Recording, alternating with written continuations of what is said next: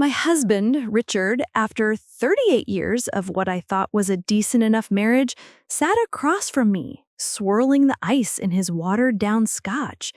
He looked me up and down, that familiar sneer playing on his lips, the one that used to be charmingly roguish and was now just mean.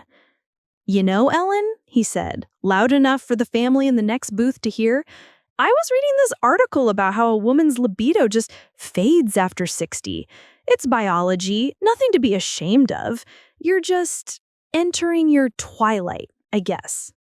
He then had the audacity to wink at the 20-something waitress who came to take our order, as if sharing a private joke at my expense. That was the moment the earth shifted under my feet. He'd been chipping away at me for years, with little digs about my wrinkles, my sensible shoes, my graying hair. But this twilight comment delivered with such casual cruelty wasn't just an insult. It was a declaration. In his eyes, I was done, finished, packed away in mothballs. Little did he know, I wasn't fading. I was getting ready to burn his whole world to the ground. If you're ready for this journey, be sure to hit the subscribe button and like this post so you don't miss any updates. And let me know in the comments what city you're watching from. It's always nice to see where everyone is. Our story, like so many others, started out sweet. Richard was a knockout in his 20s, a full head of dark wavy hair, a killer smile, and a confidence that bordered on arrogance but was just shy enough to be intoxicating. I was a librarian, content in my world of card catalogs and quiet corners. He was a salesman on the rise, all ambition and energy. He used to say I was his anchor, his calm port in a storm. He'd come home from his business trips, full of stories of cities I'd only read about, and fall into my arms telling me I was the only real thing in his life. For decades, I believed him. We raised two wonderful children, Mark and Jessica, who were now grown with families of their own. We bought a lovely 2-story colonial in a quiet suburban neighborhood. We had the 2.5 kids, the golden retriever, the whole 9 yards. On paper, it was the American dream. But paper yellows over time. The edges curl, the ink fades, and the promises written on it start to feel like fiction. The change in Richard was gradual, like the tide slowly eroding a shoreline. It started around the time he turned 55 and got passed over for a big promotion. His hair had thinned, his confident stride had been replaced by a slight shuffle, and his eyes, which used to sparkle with mischief, were often dull and resentful. He started looking at me differently too, not with love, but with evaluation. He'd criticize my cooking, my clothes, the way I loaded the dishwasher. These weren't disagreements, they were indictments. He'd point out a wrinkle by my eye and say, "You should really look into some of those creams."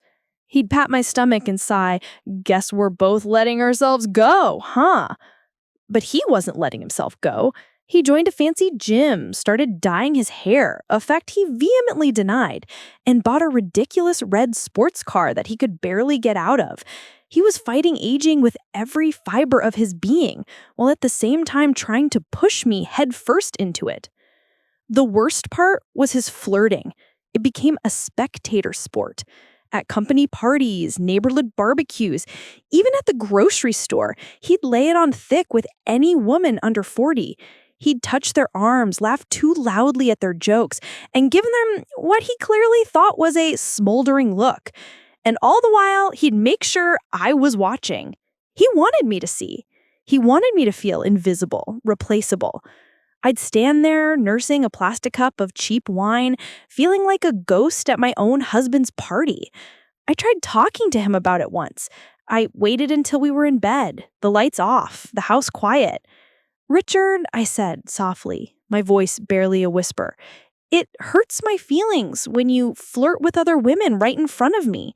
He rolled over, his back to me. "For God's sakes, Ellen, grow up. It's called being friendly. You're so insecure. Maybe if you put a little effort in, you wouldn't have to worry." Effort. That word bounced around in my head for weeks. All the effort I had put into our family, our home, into him. I had typed his reports when his secretary was on vacation. I had hosted countless dinners for his clients, smiling until my face ached. I had raised our children practically by myself while he was building his career. And now, my reward was to be told I wasn't putting in enough effort. The conversation about my fading libido at the Olive Garden was the final straw. It wasn't just an insult anymore, it was his narrative. He was writing my story for me, casting me as the frigid, aging wife, so he could play the part of the virile, misunderstood husband. I went home that night and looked at myself in the mirror. Really looked. The woman staring back at me wasn't a ghost. She had kind eyes, sure, but there was a fire in them that had been banked for too long. He had forgotten who I was before I was his wife. I was the captain of the debate team. I graduated summa cum laude. I was the one who managed the family's finances, turning his modest salary into a comfortable nest egg he knew nothing about. He saw a fading woman in sensible shoes. I saw a strategist who had been dormant for far too long. And in that moment, I decided to write a new ending to his story. I know this is hard to hear, but it's important. The truth was about to come out, and it would be glorious. The next morning, I woke up before the sun. I didn't make Richard's coffee. I didn't lay out his favorite tie. Instead, I put on a pair of old leggings and went for a walk. Then I went to the gym, not his fancy, sterile one, but a small, friendly Pilates studio downtown. The instructor, a woman named Chloe, who was half my age but had the wisdom of an ancient oracle, took one look at my form and said, "We're going to find your core. It's in there, I promise." She was right. Over the next few months, I rediscovered muscles I thought had atrophied decades ago. The pain was excruciating at first, but with every stretch, every plank, I felt a little piece of the old me clicking back into place. I started eating clean, not for Richard, but for me. I traded my sensible shoes for stylish boots and started wearing colors other than beige. My silver hair, which Richard called a surrender, I had styled into a chic, sharp bob that glinted under the lights. I didn't look younger necessarily. I looked powerful, alive. Richard barely noticed at first. He was too absorbed in his own drama. His company had just been acquired by a larger international conglomerate based in Chicago. A new CEO was appointed to oversee the transition. A young, ruthless corporate shark named Daniel Sterling. Richard was terrified. All he did was complain about this new kid, who was half his age and held his entire future in his hands. "He's all about synergy and disruption," he would whine over dinner. "He wears sneakers with his suits. He probably doesn't even know what a pension is." He was obsessed, spending hours online digging up every scrap of information he could find about Daniel Sterling. And one evening, as he was grumbling about some new corporate memo, he shoved his laptop at me. "Look at this guy, 35 years old, looks like he just stepped out of a magazine. What does he know about our business?" I looked at the picture. Daniel Sterling was handsome, I'll give Richard that. He had intense blue eyes and a jawline that could cut glass. He was the kind of man Richard wanted to be. And that's when the first spark of an idea, a terrible, wonderful, audacious idea, ignited in my mind. I made it my mission to run into Mr. Sterling. It wasn't as hard as you might think. Richard's rants had provided me with a wealth of information. I knew where he had his morning coffee, the deli where he grabbed lunch, the park where he sometimes went for a run after work. It was all a bit cloak and dagger, and I have to admit, I felt a thrill I hadn't felt in years. I chose my moment carefully. I was at the upscale coffee shop near his office, ostensibly reading a book, a classic, Montaigne's Essays, not some throwaway romance novel. I was dressed in a tailored blazer and dark jeans, looking more like an art gallery owner than a suburban housewife. He came in, talking on his phone, looking stressed. He ordered a black coffee, and as he turned from the counter, I accidentally jostled his arm. The coffee, hot and black, splashed all over his sleeve of his impeccably tailored white shirt. Oh my goodness, I am so dreadfully sorry, I exclaimed, my voice full of practiced horror. I grabbed a fistful of napkins, dabbing at his sleeve, my fingers brushing against his. Please, let me buy you another coffee, or you're dry cleaning. I'm just mortified. He looked down at me, his blue eyes initially annoyed, then softening into amusement. It's fine, really, no harm done, he smiled, and I could see why he unnerved Richard so much. It was a smile that could disarm armies. I'm Ellen, I said, offering my hand. I didn't offer my last name. Daniel, he replied, his handshake firm and warm. I insist on buying you a new coffee, I said, steering him back toward the counter. It's the least I can do. We stood there for a few minutes, making small talk while the barista made his new drink.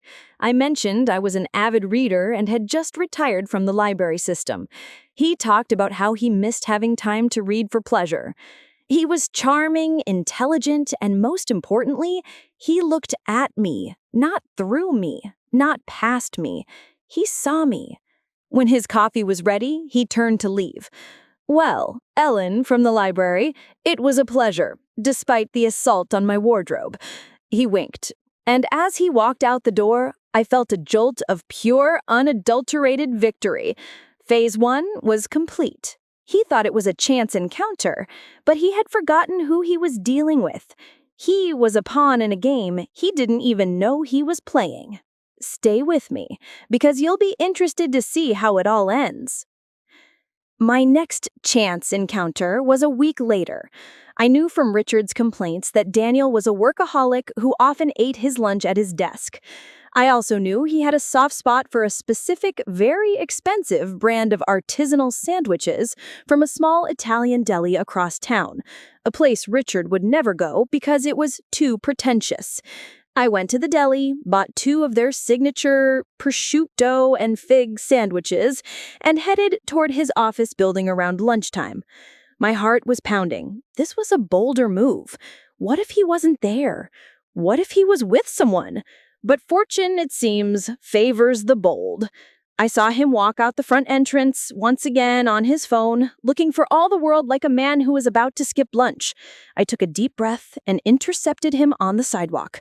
Mr. Sterling, Daniel, fancy meeting you here. He looked up, a flicker of recognition in his eyes. Ellen, from the coffee shop. The assault and battery, he chuckled. Please, call me Daniel, and what brings you to this part of town? I had a craving, I said, holding up the brown paper bag from the deli. They make the best sandwiches in the city. I was just in the area visiting a friend at the art museum and couldn't resist. I hope your shirt survived our last encounter. It did, thanks to an excellent dry cleaner, he said, his eyes lingering on the bag in my hand. He looked tired. You know, I said, my voice full of breezy confidence I did not feel, I misjudged my appetite and bought 2. Would you, by any chance, be willing to save me from myself? I hate to see good food go to waste. I held the bag out as an offering. He hesitated for only a second. I could see the calculation in his eyes. On one hand, it was a bit strange. On the other, he was hungry, stressed, and a free, delicious lunch had just fallen out of the sky. You know what, Ellen? I would.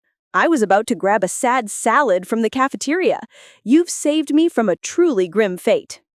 We found a small park nearby, a little concrete oasis with a few benches and some sad-looking pigeons.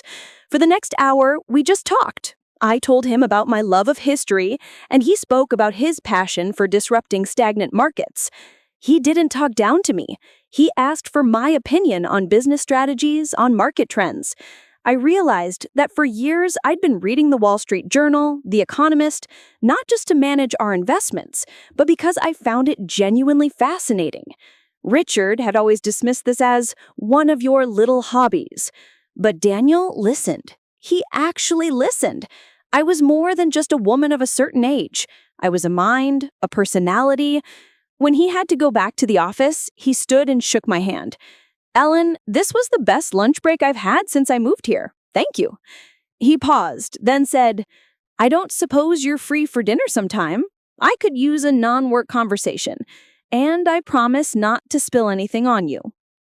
The invitation hung in the air between us. This was it. the point of no return. I felt a flutter of fear, but it was quickly overshadowed by a surge of exhilaration. This wasn't just about getting back at Richard anymore. This was about me.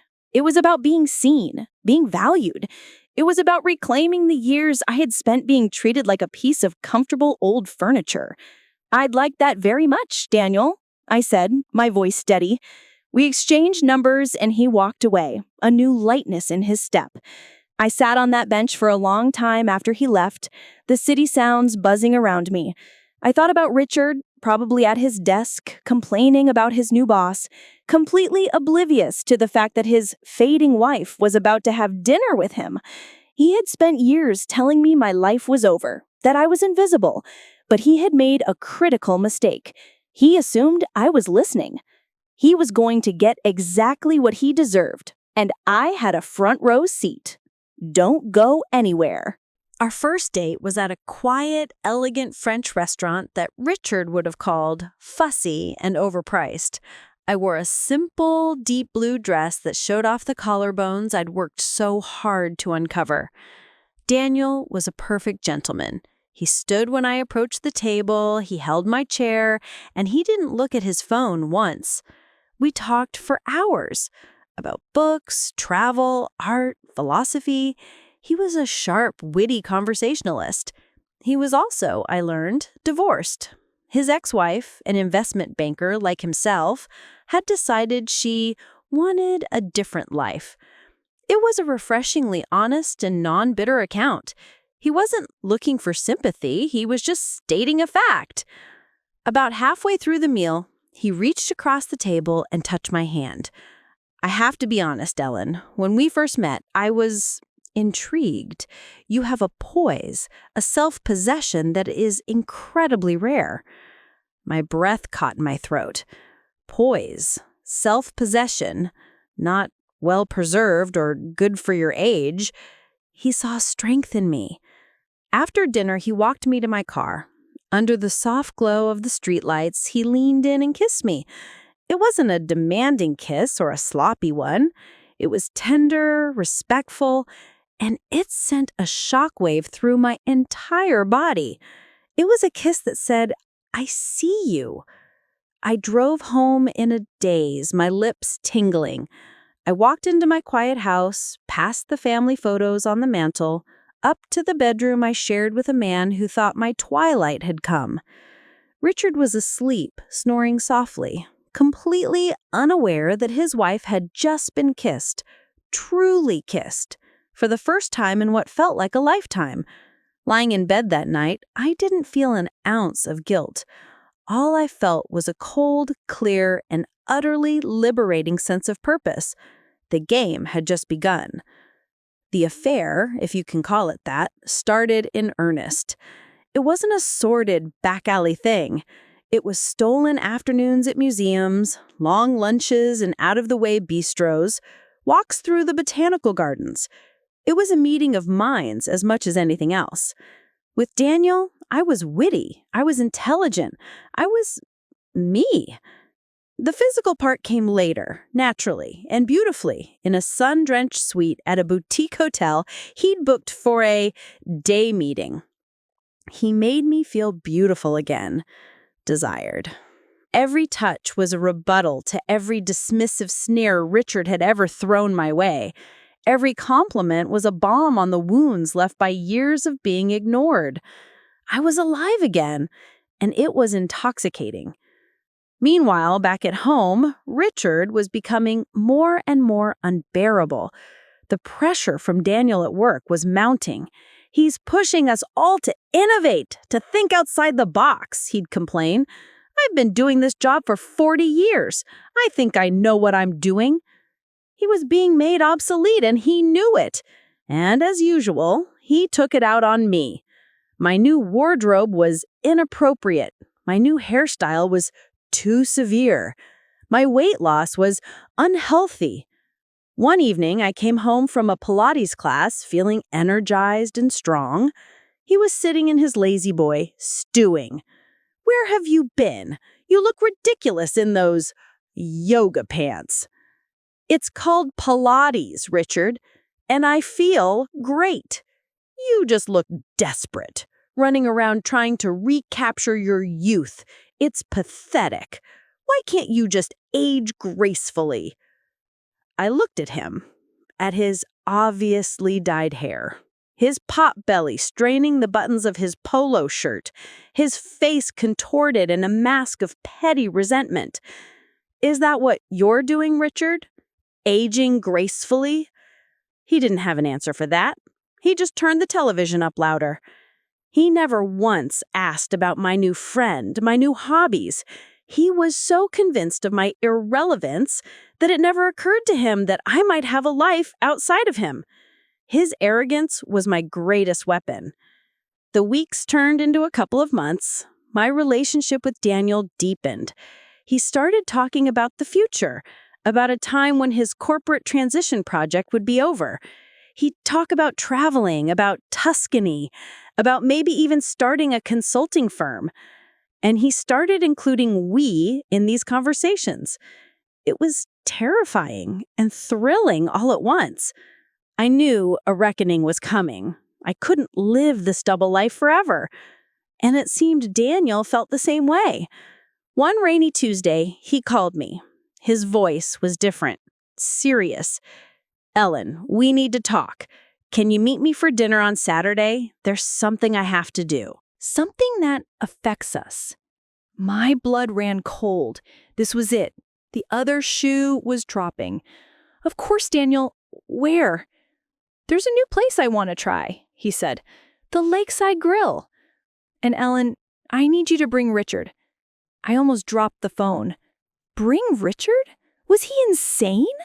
"Why?" I stammered, my mind racing. Had he been caught? Was this some kind of corporate trap? "Trust me," he said, his voice firm but gentle. "It's time. I'm tired of hiding. We're going to get everything out in the open. I've made the reservation for 3. Under my name." He paused. "I'm booking it as a company dinner to discuss family values in the corporate structure. I want to meet the husband of the woman I'm falling in love with." And that's how I found myself, on a crisp Saturday evening, sitting in the passenger seat of Richard's car, driving toward the Lakeside Grill. Richard was preening. A dinner invitation from the big boss himself? He had been insufferable all week. "See, Ellen? Sterling finally recognizes who the real talent is in the company. He's probably going to offer me a consulting role after I retire. Wants to pick my brain." He had spent an hour getting ready, fussing over his tie, splashing on too much cologne. He had no idea he was a lamb being led to the slaughter. I, on the other hand, felt a terrifying calm. I was wearing my blue dress, the one I wore on my first date with Daniel. My silver hair was immaculate. My hands rested calmly in my lap. As we pulled into the valet, Richard looked over at me and smirked. "Try not to say anything stupid, okay? Don't talk about your book clubs or your gardening. Let me do the talking. This is important." I just smiled, a slow, serene smile that didn't reach my eyes. "Don't worry, Richard. I don't plan on saying much at all." We walked into the restaurant. I saw Daniel standing at the bar, his back to us. My heart did a little flip-flop. Richard strode ahead of me, hand outstretched, ready to finally have the meeting he was so sure he deserved. Daniel turned as we approached, and a slow, genuine smile spread across his face when he saw me. It was a smile that didn't just touch his lips, it reached his brilliant blue eyes. He looked at me, truly looked at me for a long moment before his gaze flickered to the man puffed up beside me. "Richard," he said, his voice a smooth baritone as he extended his hand. "Good to see you outside the office. Thank you for coming." "Mr. Sterling, the pleasure is all mine, absolutely," Richard gushed, pumping Daniel's hand with far too much enthusiasm. He was acting like a teenager meeting his favorite rock star. And please, you must call me Ellen, I said, stepping forward. Daniel's hand enveloped mine. His touch was warm and firm, a secret current passing between us right under Richard's oblivious nose. Ellen, he repeated my name, his eyes holding mine. It's a pleasure to finally meet you properly. The hostess led us to a secluded corner booth with a panoramic view of the shimmering lake. Richard, of course, tried to direct the seating, attempting to place himself next to Daniel, but Daniel gracefully gestured for me to slide in first, opposite him, leaving Richard to take the seat beside me. A tiny, perfect little power play that Richard didn't even notice. He was too busy scanning the wine list, trying to look knowledgeable. "They have an excellent Cabernet from '09, Mr. Sterling," he announced loudly. "A very bold year, shows real strength." "Call me Daniel, please," he said, without looking up from his menu. "And I was thinking more of a Sauvignon Blanc tonight. Something crisp and honest." He looked directly at me when he said it. The waiter appeared, and Daniel ordered for the table with an effortless authority that made Richard's attempt look clumsy and pathetic. For the first 10 minutes, Richard dominated the conversation, rambling on about third-quarter earnings reports and supply chain logistics. He was dropping jargon and acronyms like he was trying to spell out his own competence in a bowl of alphabet soup. Daniel listened patiently, nodding in the right places, but his attention was elsewhere. His focus kept returning to me. "So, Ellen," Daniel said, smoothly cutting through Richard's monologue about inventory management, "Richard tells me you're retired. I can't imagine you sit still for very long. What do you do to keep busy?" Richard scoffed into his breadstick. "Oh, you know, book club, gardening, the usual."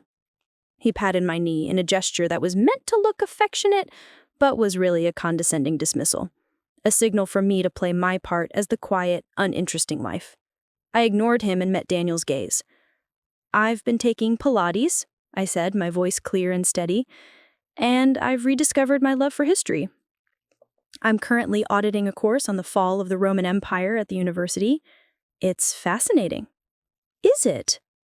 Daniel leaned forward, his interest clearly piqued. "What do you think was the real reason for the collapse? Was it fiscal irresponsibility or social decay?" "A little of both," I answered. "But I think it was mostly arrogance. A leadership that had become so convinced of its own indispensability that it couldn't see the rot spreading from within. They underestimated the people they considered lesser than themselves, and it cost them everything." A loaded silence hung in the air. I saw a flicker of profound understanding, of sheer delight in Daniel's eyes. Richard just sat there, mouth slightly agape like a fish on a dock. He was trying to process why his boss was treating me like an equal, not an accessory. The penny hadn't dropped yet, but it was starting to wobble on its edge, and I savored every second of it. This was just the appetizer, and the main course was going to be served cold. Stick around. The food arrived, beautifully plated and exquisite. Richard, after a moment of confused silence, tried to wrestle back control of the conversation. "Well, speaking of strong leadership, Daniel, I've been with the company for almost 40 years. I've seen a lot of changes, a lot of CEOs come and go. I've always believed that loyalty is the cornerstone of success." "I agree," Daniel said, carefully deboning his fish. "Loyalty is paramount, and so is integrity, transparency, knowing who you can trust. It's why I wanted to have this dinner." Richard preened, puffing his chest out. This was it, the moment of his anointment. "I've always said, a man is only as good as the team around him, and his family behind him." He reached over and put his hand on my shoulder, giving it a squeeze. "A prop. Ellen's been my rock, always there. You know how it is." "I do, actually," Daniel said, his voice dropping slightly. He put his knife and fork down and looked from Richard to me.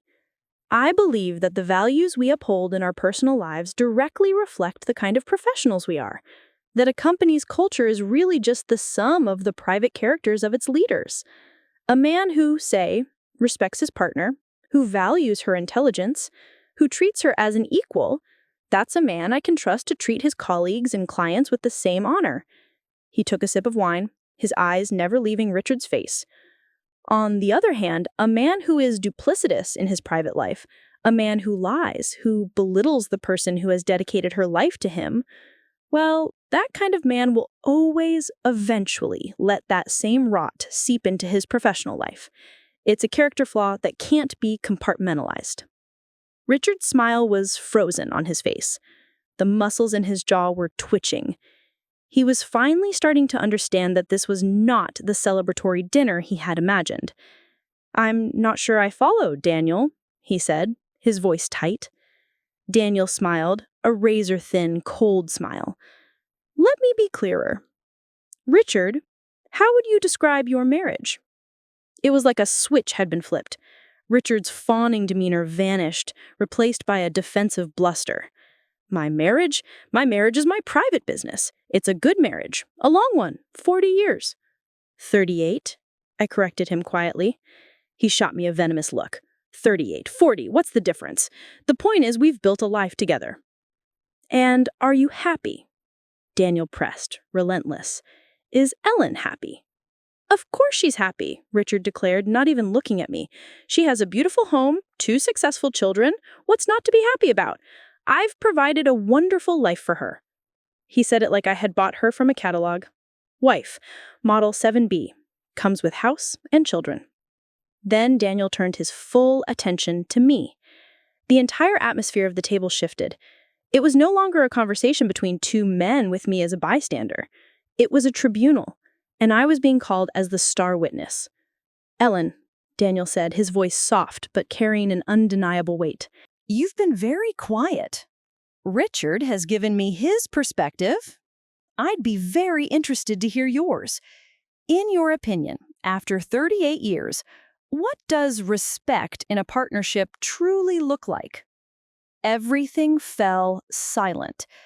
The clinking of silverware, the murmur of other diners, it all just faded away. It was my stage, my moment. Richard had silenced me for decades. And now the most powerful man in his world was handing me the microphone. You can bet I was about to sing an opera. And trust me, you don't want to miss the final act. I took a slow, deliberate sip of my water. I could feel Richard's frantic, furious energy vibrating beside me. He was practically buzzing with rage and confusion. He wanted to shut this down, to shut me down, but he was powerless. I folded my hands on the table and looked at Daniel, but my words were forged for Richard, each one a carefully sharpened dart. "I think respect, true respect," I began, my voice even and calm, "is not about grand gestures. It's not about providing a house or paying the bills. A person can be a good provider and a terrible partner. No, respect is in the small moments. It's in the listening. It's in seeing the person across from you as a whole being, with a mind and a spirit and a fire of their own, not just as an accessory to your own life." I paused, letting the words land. Richard was staring at me, his face pale, his mouth a thin, hard line. "What is this, Ellen?" he hissed, his voice low and shaky. "What have you been telling him? Is this some kind of ambush?" "Richard, I invited you here tonight to have an honest conversation. I'm looking to make some significant changes in the senior leadership at the company. I need people I can trust implicitly, people of character. And I've come to believe that the best way to judge a man's character is to see how he treats the people he professes to love." "This is ridiculous. It's unprofessional," Richard sputtered, his face flushing a blotchy red. "My personal life has nothing to do with my job performance." "On the contrary," Daniel replied, leaning back in his chair, "it has everything to do with it because it speaks to judgment. For instance, a man who severely underestimates his wife," Daniel's eyes met mine, "is likely to make similar errors in judgment in the boardroom. He's likely to overlook valuable assets, to misread situations, to be blinded by his own arrogance. It's a pattern of behavior. Richard pushed his chair back violently, the legs scraping loudly against the stone floor. He threw his napkin down on his half-eaten plate. "I'm not going to sit here and be psychoanalyzed by you two. This is insane." He stood up, towering over the table, his fists clenched at his sides. He looked at Daniel, then at me, his eyes full of a furious, dawning comprehension. It wasn't the full picture, not yet, but he was finally starting to see the edges of it.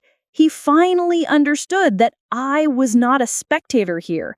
I was a player. Daniel remained seated, perfectly calm. He just looked up at Richard. "Sit down, Richard. We haven't had dessert yet." But Richard was already turning, stalking away from the table without another word. I watched him go, his back rigid with anger. He didn't look back. The entire restaurant seemed to exhale as he disappeared through the front door. I sat there for a moment in the sudden, deafening quiet. Then I looked at Daniel. "Well," I said, a small wry smile touching my lips, "I don't think he's interested in dessert." He reached across the table and took my hand. His fingers laced through mine, a comforting, solid presence. "I think," he said, his blue eyes soft, "that went exactly as planned. Are you okay?" "I am," I said, and the surprising thing was, I really meant it. I felt light, unburdened. For the first time in years, the truth was in the open, or at least the beginning of it was. "What happens now?" I asked. "Now," he said, squeezing my hand gently, "we have coffee, and then I take you home. The final act takes place on your turf." The drive back to my house, not our house, was tense. I'd taken a taxi, leaving Richard to whatever fate awaited him after he stormed out of the restaurant.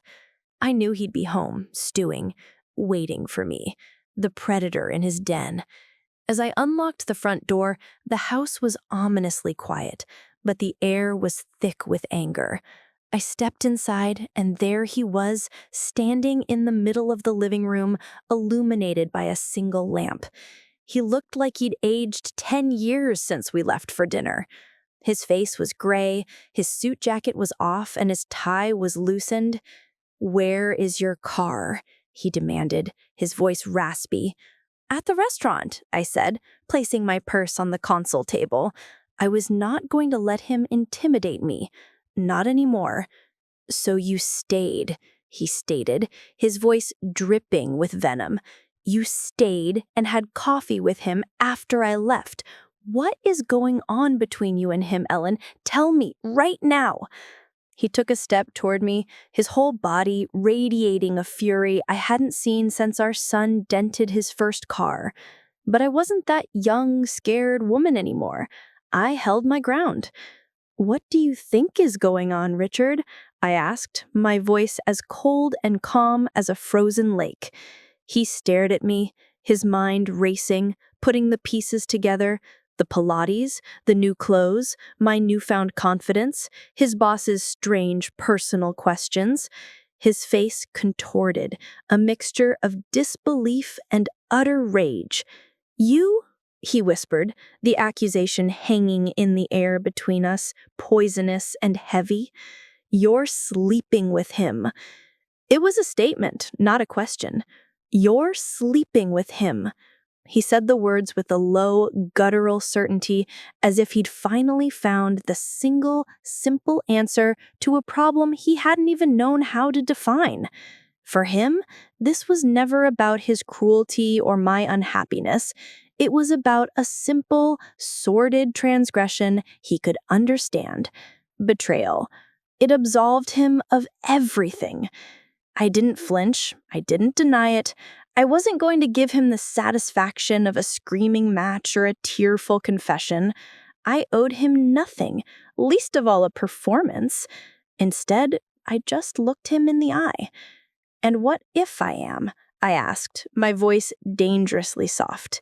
After years of you looking through me like I was a pane of glass, after you made it a public hobby to humiliate me in front of our friends, our neighbors, even strangers at a restaurant, you held a magnifying glass over every wrinkle and gray hair on my head, Richard, trying to burn me away with your contempt. You declared my twilight. You announced my expiration date. Well, guess what? You can't expire someone who wasn't finished living. You just pushed me into a new dawn. His face, which had been pale with shock, began to flood with a deep, ugly red. A dawn? Is that what you call it? Sleeping with the man young enough to be our son? Spreading your legs for my boss? You have no shame. You're a pathetic old fool, Ellen. The words were meant to cut, to wound me in the same old places he'd been targeting for years, but they glanced off me like pebbles off of armor. He didn't get it. I wasn't the same woman he'd started insulting over dinner an hour ago. That woman didn't exist anymore. You can call me whatever you like, Richard, I said, taking a step toward him. He instinctively took a step back. But the one thing you can't call me is a fool. Fools don't plan. Fools don't have strategies. Fools don't, for example, manage their own private investment portfolio for 30 years. That stopped him cold. He just blinked. What? What are you talking about? My broker manages our portfolio. Your broker manages your portfolio. The one attached to your salary. A portfolio, by the way, that has underperformed the S&P 500 for the last 7 years straight.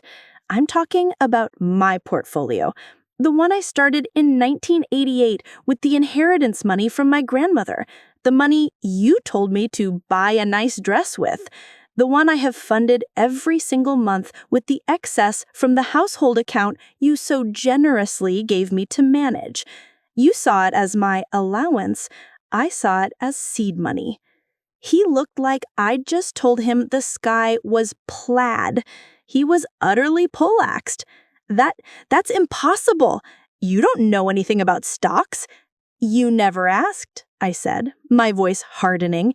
You just assumed. You saw a librarian, a housewife. You didn't see the woman with a degree in mathematics who reads Barron's every Saturday morning while you're on the golf course.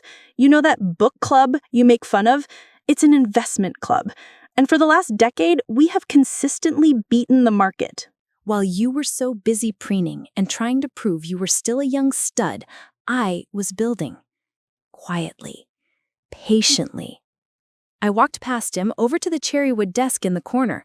I unlocked the bottom drawer and pulled out a thick, professionally bound document. I tossed it on the coffee table in front of him. That is a full accounting of my assets, prepared by my financial advisor. You might want to sit down before you look at it, because your next thought is going to be about how you'll take half of it in the divorce. And you, Richard, are a fool if you think I haven't prepared for that too. His entire sense of self was built on a lie he'd told himself for 40 years. But I wasn't done. Not by a long shot. The next few days were a masterclass in psychological warfare. Richard swung between apoplectic rage and a sort of pathetic, bewildered pleading. He'd storm into a room, demanding to know what I'd done to his life, and I would simply continue reading my book or watering my plants without looking up. Then, hours later, he'd find me in the kitchen and try a different tactic. Ellen, we can't just throw away 38 years. Think of the children. Think of the grandkids. He was flailing, grabbing at any emotional lever he could find, but they were all rusted from disuse. He'd never really cared about what I thought before. He'd only cared that I was there to listen to him. Now, my silence was his torture. His primary obsession, however, was his job. He was terrified. What did you tell him about the business, he'd demand. Is he going to fire me? He can't fire me over this. I'll sue him for wrongful termination. I didn't tell him anything about the business, Richard, I'd say, my voice monotone. Daniel is more than capable of assessing his own company. You should probably be more worried about the Henderson account you lost last quarter than about me. This, of course, would send him into another sputtering rage. because he hadn't known that I knew about the Henderson account. But I knew everything.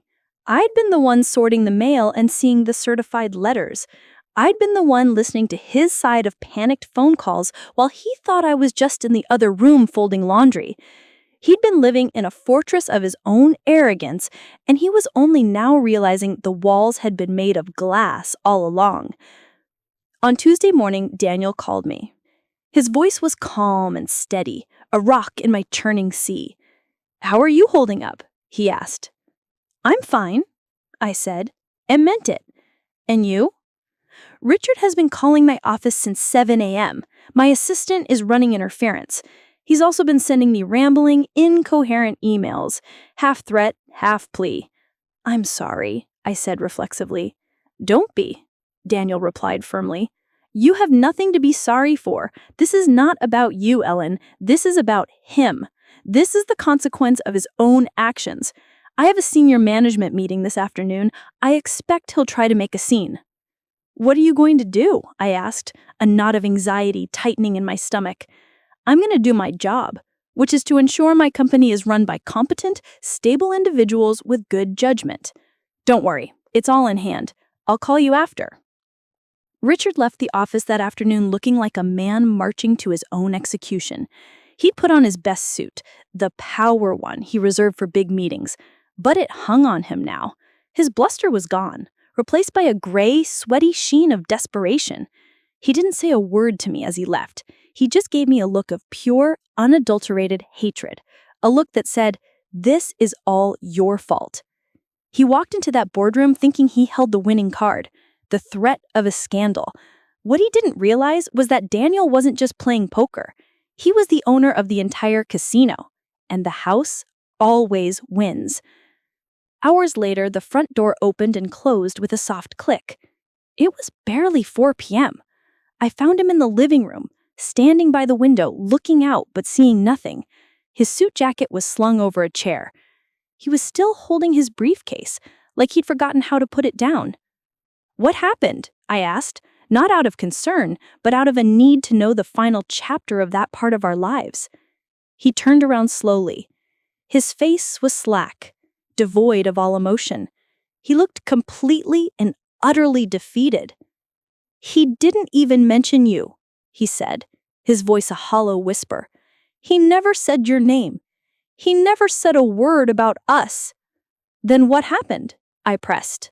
"He called a meeting about corporate restructuring for the new fiscal year," Richard began, reciting the events in a robotic, stunned voice. "He opened the floor to new strategic proposals. I stood up.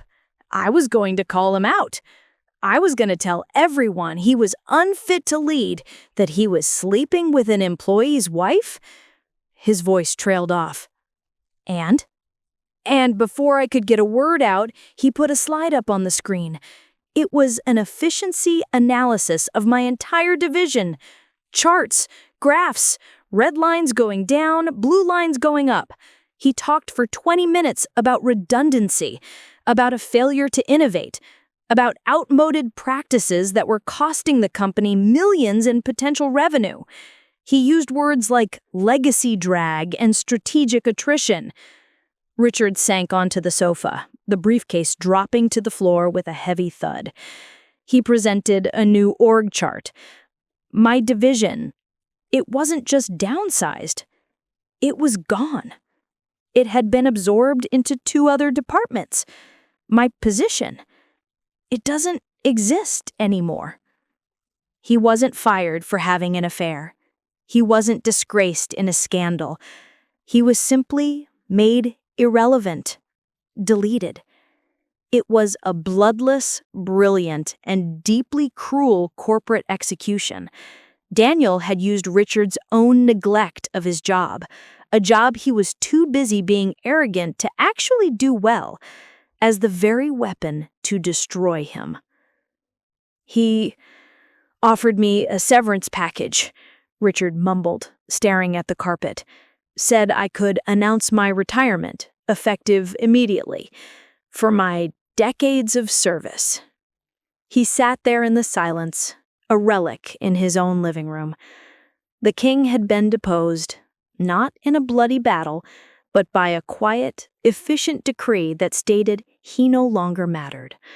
All his blustering, all his swagger, all his cruel jokes and casual insults, they had all been a shield to hide the fact that he had been fading for years, both at home and at work.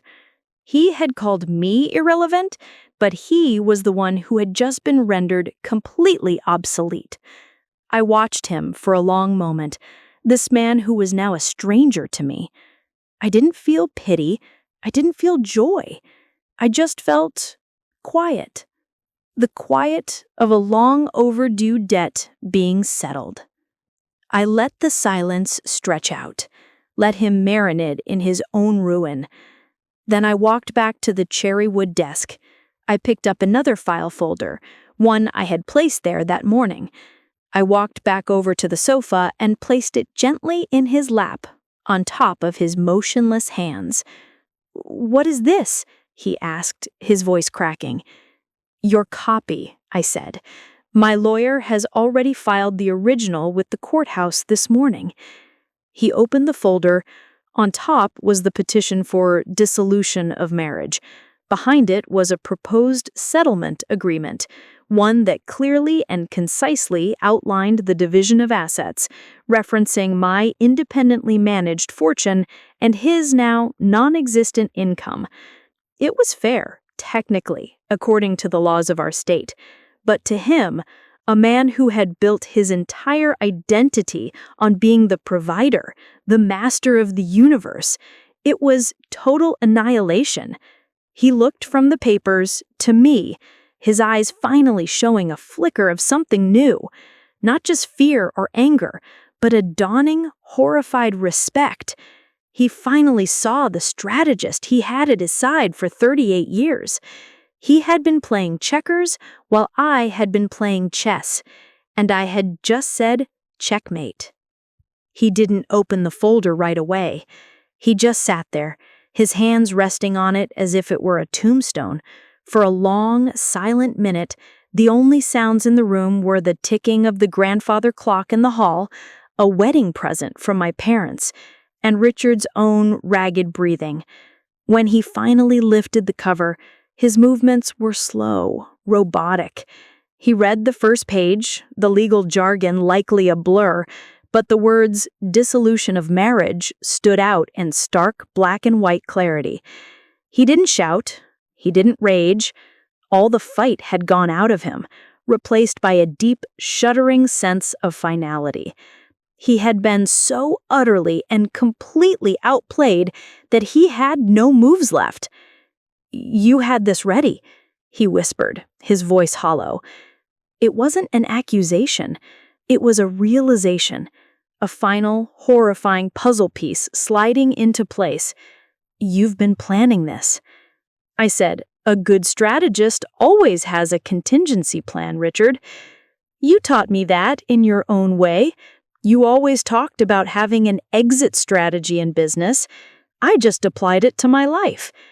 I'd hoped I would never need it, but when you delivered that lovely speech about my twilight over breadsticks, I knew it was time to open the file." He looked up at me, and for the first time, I think he truly saw me. Not the appendage, not the housewife, not the fading old woman, but a separate, autonomous human being with a mind and a will of her own. And in his eyes, I saw the collapse of his entire world. It wasn't just the loss of his job or his wife. It was the retroactive destruction of his own story. The narrative in which he was the hero, the king, the one in control, had just been revealed as a complete fiction. He hadn't been the one in charge at all. He had just been the loudest person in the room. The days that followed were a quiet, surreal unraveling. Richard retreated into himself. He moved into the guest room without a word. I'd hear him on the phone, his voice a low murmur, speaking to lawyers. His initial call must have gone poorly, because the angry blustering never materialized. I'm sure his attorney, upon seeing the pristine, decades-long paper trail of my separate finances and the prenuptial agreement we'd signed back in the Carter administration and then forgotten about, told him in no uncertain terms that a fight would be both fruitless and ruinously expensive for him. He had no leverage. There was no our money to fight over, really. There was his money, his pension, his dwindling 401k, and my money. And my money was protected. He had unwittingly signed away his rights to my grandmother's inheritance and its profits decades ago, laughing, as he did, about my little bit of pin money. That pin money, carefully cultivated, had grown into a forest. He was left with a handful of saplings. Telling the children was the hardest part. I called Mark and Jessica and asked them to come for Sunday dinner, without their families, just them. Richard didn't even come out of the guest room. They arrived full of nervous energy, sensing something was wrong. We sat at the polished dining room table, the one where we'd celebrated countless birthdays and Thanksgivings, and I told them. I didn't give them every sordid detail. They didn't need to know about Daniel right away. But I was honest about the decades of disrespect, about the unhappiness, about the simple, undeniable fact that their father and I had reached the end of our road. Jessica cried. Mark just stared at the table, his jaw tight. "But, Mom, you guys have been together forever," Jessica said through her tears. "What about the family? Can't you try counseling?" "We are long past counseling, sweetie," I said gently. "Sometimes forever just runs out of time." Later that week, Richard called them. I know he did because their tone toward me shifted. They were confused, distant. He had clearly spun his tale of the victim, the discarded husband, wronged by a cruel, unstable woman and a vindictive boss. He was trying to poison the well, to use our children as his final weapon. I knew I had to act. I didn't call them back. Instead, I invited them to lunch at my lawyer's office. "This feels extreme, Mom," said Mark, as we sat in the stiff chairs of the conference room. I let my lawyer, a sharp, no-nonsense woman named Sarah, who was my age and a member of my investment club, do the talking. She didn't reveal anything personal. She simply walked them, coolly and calmly, through the financial realities. She showed them the prenup. She showed them the decades of independent account statements. And then she showed them the last page of the settlement proposal. I was putting a substantial 7-figure sum into a trust for my grandchildren's education. And I was offering to sign the family home, free and clear, over to Richard. "Your mother isn't trying to destroy your father," Sarah said, her voice crisp. "She is trying to peacefully dissolve a partnership. She is taking what is hers, what she built, and leaving your father with the house he has lived in for 30 years and more than enough assets for a comfortable retirement. Your mother has been more than fair. The question you should be asking yourselves," she added, her gaze sweeping over both of them, "is if your father would have done the same for her." That hit them like a physical blow. They knew the answer. They had seen his selfishness, his ego, up close their entire lives. They had just learned to navigate around it. They left that office with a new, sober understanding of the situation. I wasn't the one blowing up the family.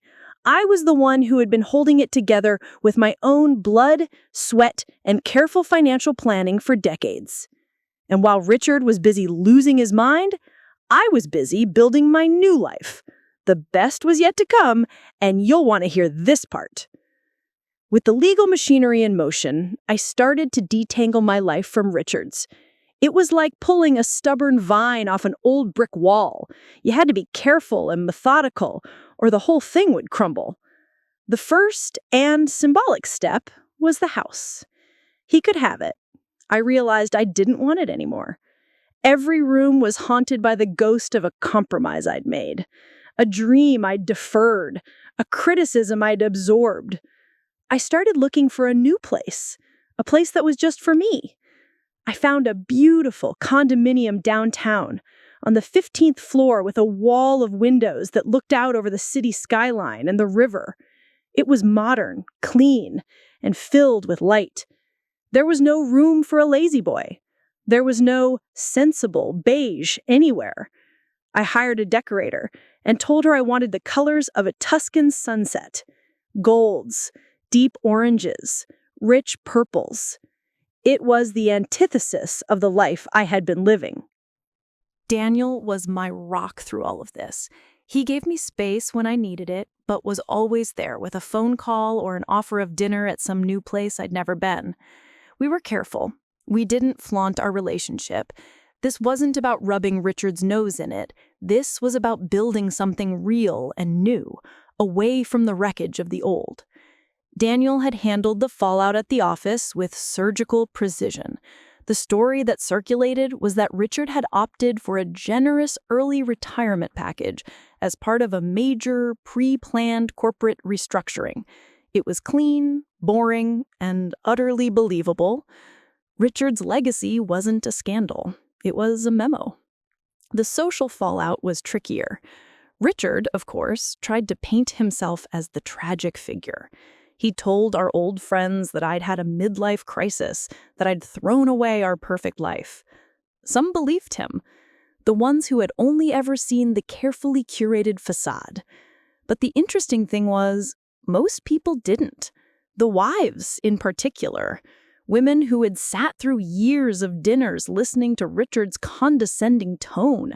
Women who had witnessed his shameless flirting firsthand. They'd call me, tentatively at first, to see how I was doing. And in those conversations, in the quiet spaces between the words, I found a surprising well of solidarity. They had seen. They had known. They were rooting for me. The divorce was finalized 6 months later. Richard signed the papers in his lawyer's office, not mine. I was told he looked deflated, gray. A man whose world had shrunk to the size of his own bitterness. He got the house, a decent pension, and a severance. By any normal standard, he was fine. But he was a king without a kingdom, a performer without an audience. And that, for a man like Richard, was a fate worse than death. The last I heard, he'd sold the house. It was too big for him, he said, and bought a smaller condo out in a generic Sunbelt retirement community, the kind with a golf course and a sad little clubhouse. He sent a Christmas card the first year, a stock photo of a beach with his name signed at the bottom. I haven't heard from him since. He had his twilight, after all. 1 month after the divorce ink was dry, Daniel and I took a trip. We flew to Italy, first class. We spent 2 weeks in Tuscany, staying in a beautiful old villa surrounded by olive groves. One afternoon, we were sitting on the terrace, a bottle of Chianti between us, looking out at the rolling hills. The sun was warm on my skin. I was wearing a linen sundress and sandals, not a sensible shoe in sight. Daniel reached over and took my hand. "A penny for your thoughts?" he said, his blue eyes twinkling. "I was just thinking about the fall of the Roman Empire," I said with a smile, "about how it was brought down by arrogance, by underestimating the people right in front of them." "A cautionary tale," he said, lifting my hand to his lips. "And what happens after the fall?" "A renaissance," I said. "Something new and beautiful is built on the ruins of the old." He was quiet for a moment. Then he said, "Ellen, I'm falling in love with you. I know this has been a whirlwind, and I know you're just starting a new life. I'll wait as long as it takes, but I want to be a part of that new life." I looked at this man, this brilliant, kind, respectful man, and I felt a wave of peace so profound it almost brought me to tears. This wasn't a rescue. I hadn't needed rescuing. I had rescued myself. This was a partnership, a true one, the kind I had given up on ever having. "Daniel Sterling," I said, my voice full of joy I hadn't felt in 30 years. You don't have to wait at all. My new life had already begun. The journey was long, and at times it was painful. But standing there on that sun-drenched terrace, I knew with every fiber of my being that I was finally home, not in a place, but in myself. He thought he was writing my ending, but all he did was force me to write a spectacular new beginning. He wanted to see me fade into the twilight. Instead, I get to watch the sunrise every single day. And that's my story. It's been 3 years now. Daniel's company project finished, and he did, in fact, start his own consulting firm. I'm on the board. We split our time between my condo in the city and a little house we bought on a lake. My kids came around fully. They see how happy I am, how alive. They see me as Ellen now, not just Mom. Sometimes, when I'm looking out over the water in the morning, holding a warm cup of coffee, I think about Richard and the choices we all made. I don't feel anger anymore. I just feel a quiet sense of gratitude that I had the strength to choose myself. I found my core, just like that Pilates instructor promised I would. And I learned that the end of one story is just an opportunity to write a much, much better one. So now I turn it over to all of you, my wonderful community. You followed my journey. What would you do if you were me? So, another story of my grandmother has end, and be clicking here, you will have when more such stories.